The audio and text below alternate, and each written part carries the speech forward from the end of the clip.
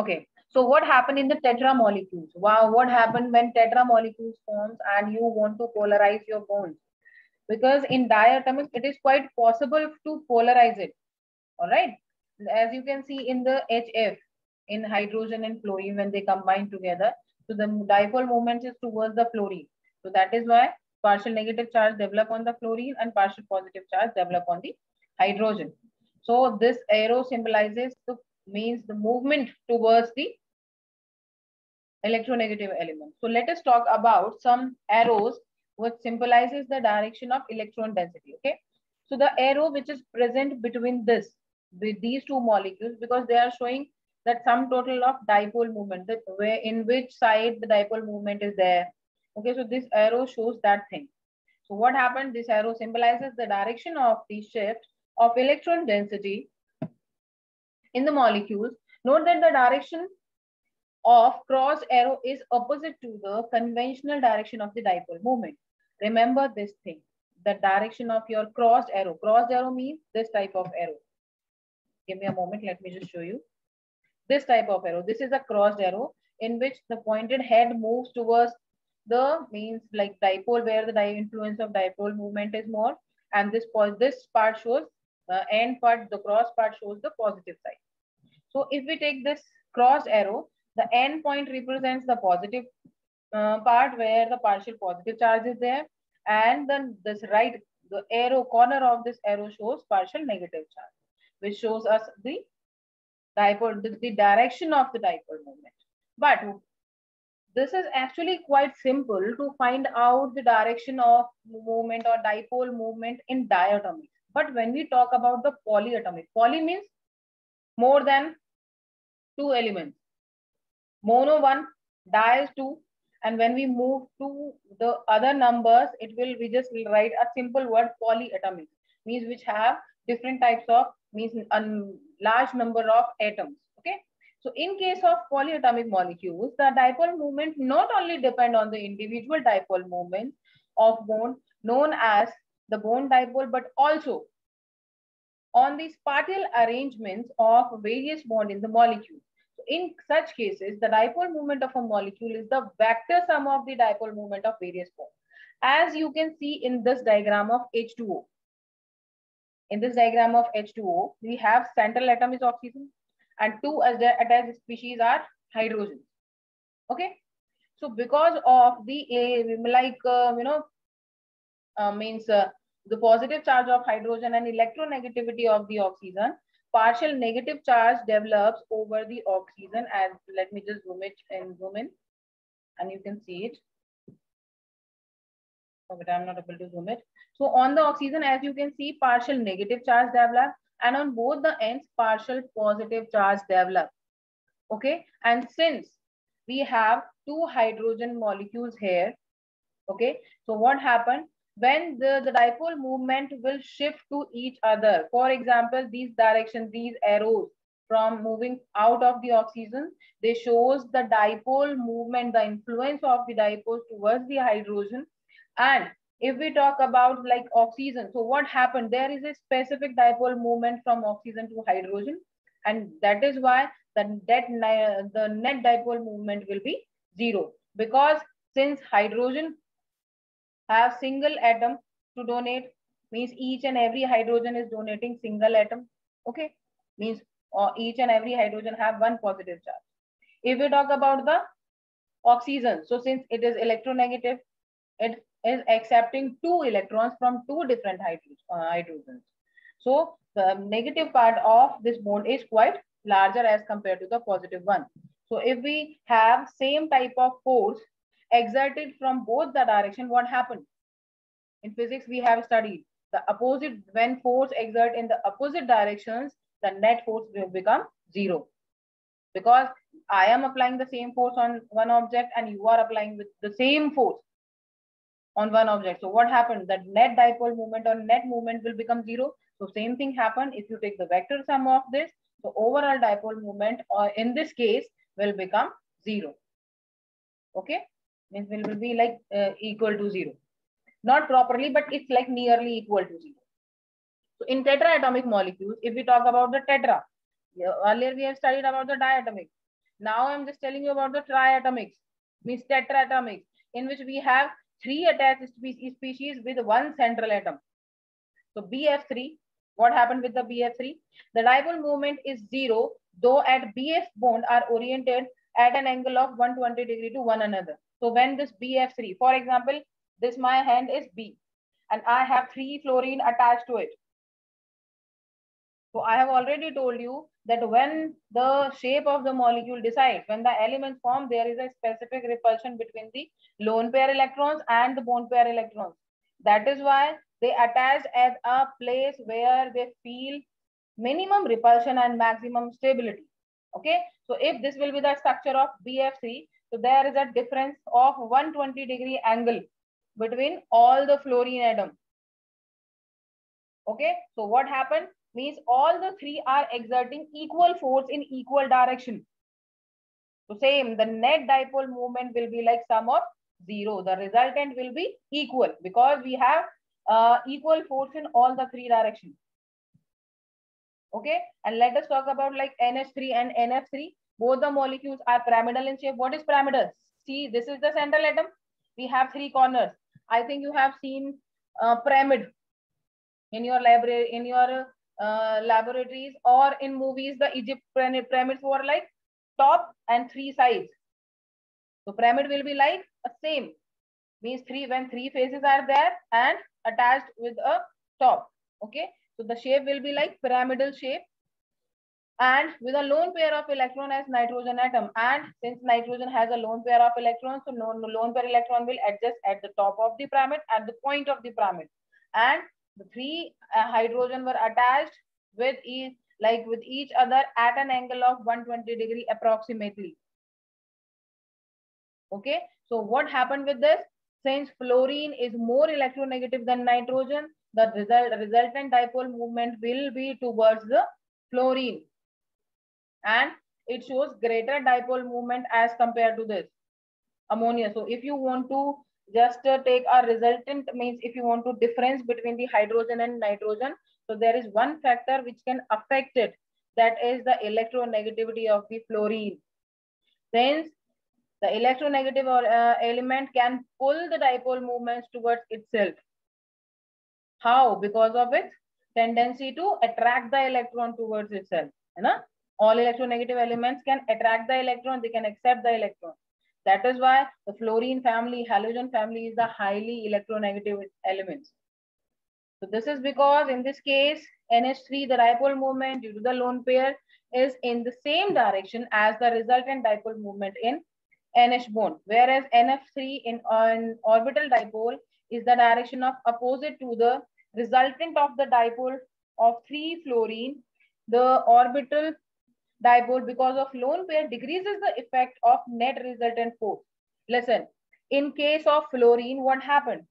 This nitrogen have 1 lone pair of electrons, and if an element, if you can say central element have lone pair of electron, it led to the, means it decreases the effect of dipole movement. How? Because of the repulsion which is shown by the lone pair and bond pair electrons.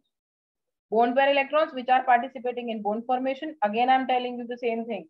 The bond pair electrons are those which are taking part in bond formation, and lone pair are the unpaired electron which left after pairing. Okay, so they just pair together, and Lewis that Lewis structures just showed that electron will be with the help of dots, and bond pair will show with the help of a line which shows bond between the atom and central atom and the attached species.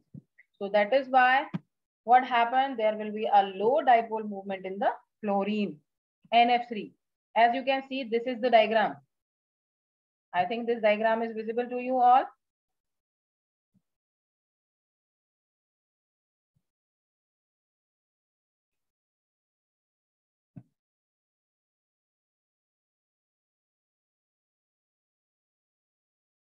So now you just can see these 2 images and you'll be able to figure out that what is the difference between the NH3 and NF3.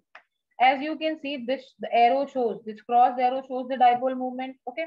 Since we know that fluorine is more electronegative, fluorine is more electronegative. So that is why the influence of dipole movement will be towards the fluorine only.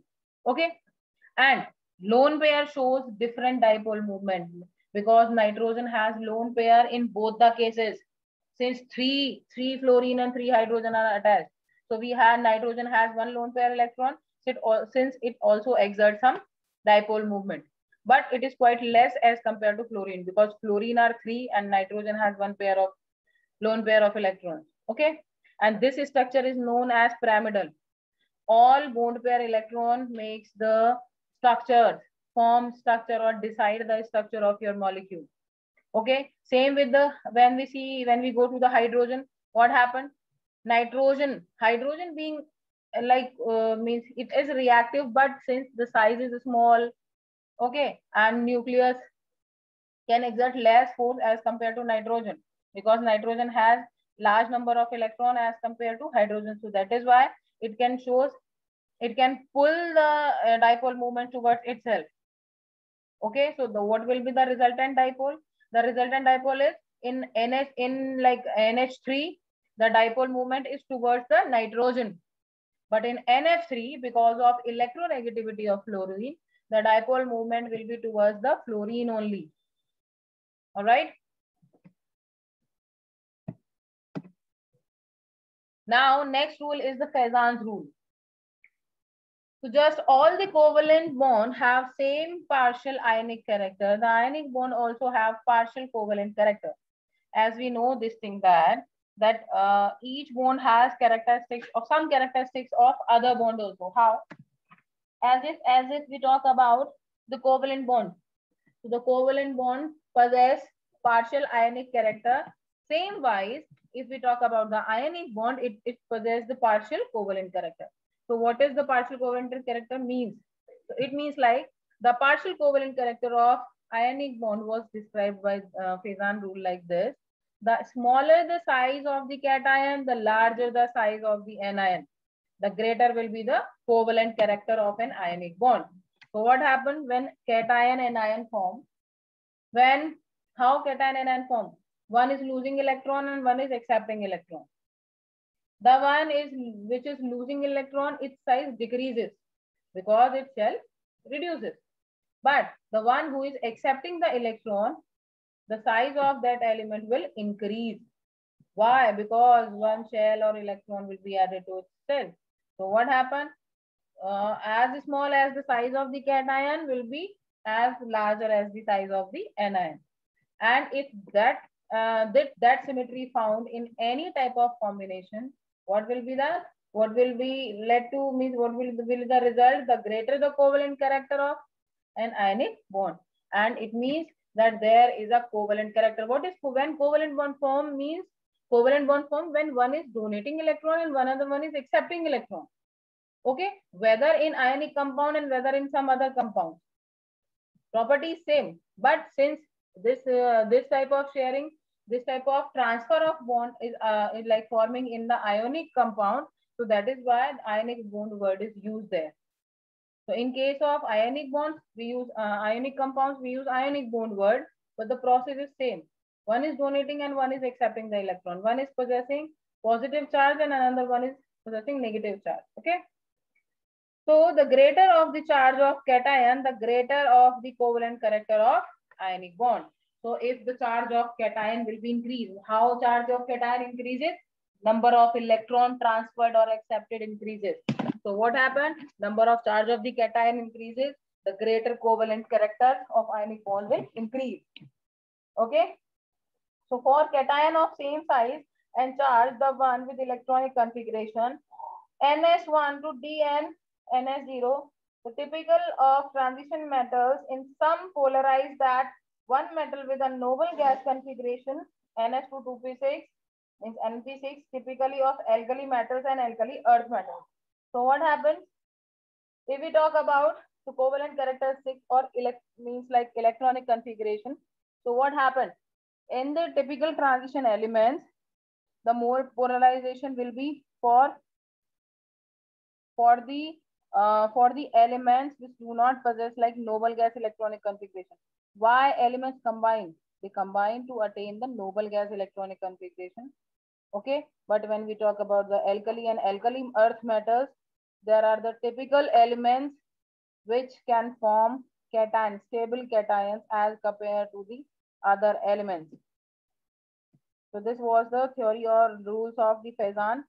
After that, one theory came in the chemistry, means like in science world, that is Vesper theory, valency shell electron pair repulsion theory.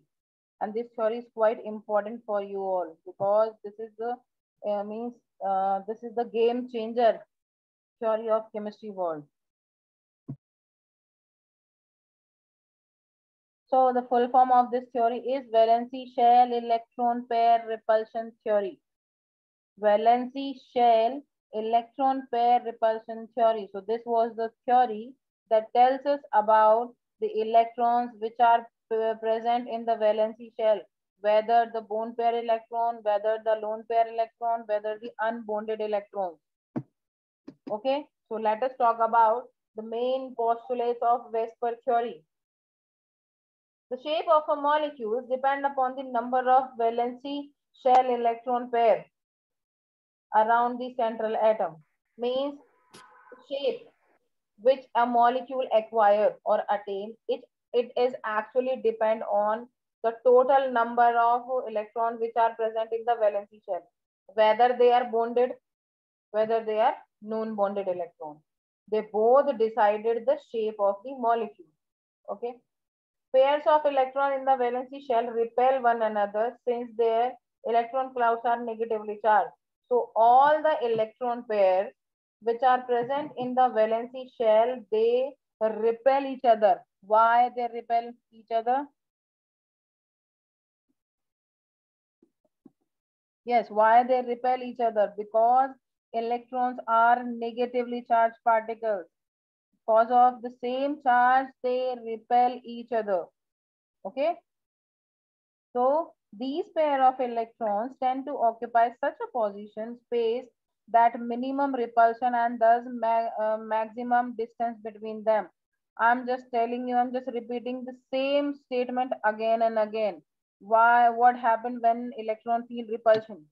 When electron feel repulsion, they attain a position where they feel minimum repulsion and maximum stability. Maximum stability means maximum distance from each other, so that they will feel less repulsion or negligible repulsion from each other. All right. Third one point is, means like fourth point is, the valency shell is taken as a shape with the electron pair localizing on the spherical surface at maximum distance from one another. So what happened? Why means when the repulsion is there between the elements, they acquire maximum distance from each other, so that they will not feel any type of repulsion, which led to the distortion of the shape. A multiple bond is treated as if it is a single electron pair, and the two or three electron pair of multiple bonds are treated as single super pair. So what happens if we talk about multiple bonds? Multiple bonds are like double bond and triple bonds. So they are treated as it is a single electron pair. So all bonded pairs are just treated as the single electron pair, means all electrons come in that pair only. And two or three electron pair of multiple bonds are treated as single super pair. If two, three electrons are participating in multiple bond, for example, two in double bond, three in multiple bond, so they are treated as a single super pair, which just after feeling repulsion, take a position from each other, and specific angle should be there between all the attached species, or you can say all the bonds. Where two or more resonance structures can be represented in molecules, the Vesper model is applicable to any such structure. This model is also applicable to resonating structures. Resonating structures are means maximum possible structure of a molecule, as we have studied in the O3, ozone. So if a molecule has more than 1, 2, 3 resonating structures, so they can be also means this Vesper model can also be applicable for those also.